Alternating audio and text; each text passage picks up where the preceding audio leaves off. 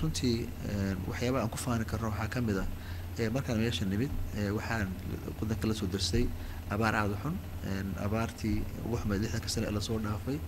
dadku waxay ku dhammaadeen gobolladan ay haystaan al-shabaab maadaama ay u diideen inay gaarto mucaawanadii waxayna si tarab ah u imaanayeen oo isdaba jooga caasimadda ugu soo qulqulayeen iyagoo jidka kusoo dhibaatoonaya iyagoo ilmahoodii ay kusoo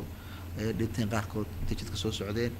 waxay aad marxalad aad u adag qofkii markaas joogay xamar juun sanadka lasoo dhaafay ama juulaay ayaa arrintaas yani dareemi kara oo garan karana isla markiiba waxaan ogaan ku gaaray in dadka la badbaadiyo in xorooyin loo sameeyo waxaan u sameynay xeradii rajo xeradii badbaado oo la socotaan oo hadda noqday kaamo waaweyn oo ay dad badan ku nool yihiin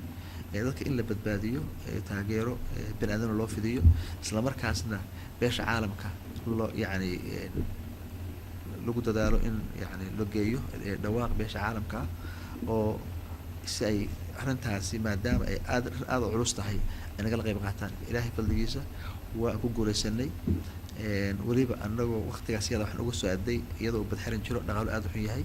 500 kun oo doolar u horeysay xukuumadda ayaa ku deeqday si ay u badbaadiso dalkan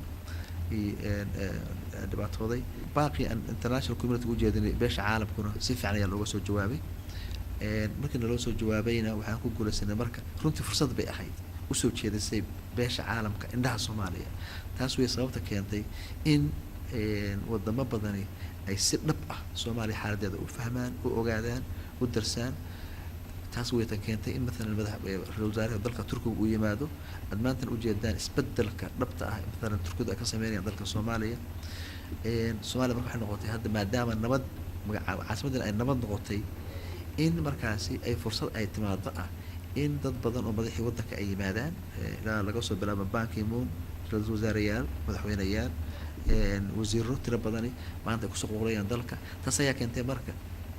yani challenge-gii abaaraha iyo qaabkan ugu jawaabnay iyo sidii aanu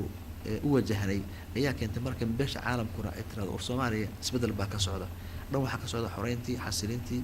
iyo dabudhiskii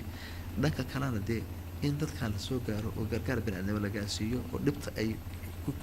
ku jiraan lala qaybsado taas ayaa keentay marka inaanu isku xiran anaga iyo beesha caalamka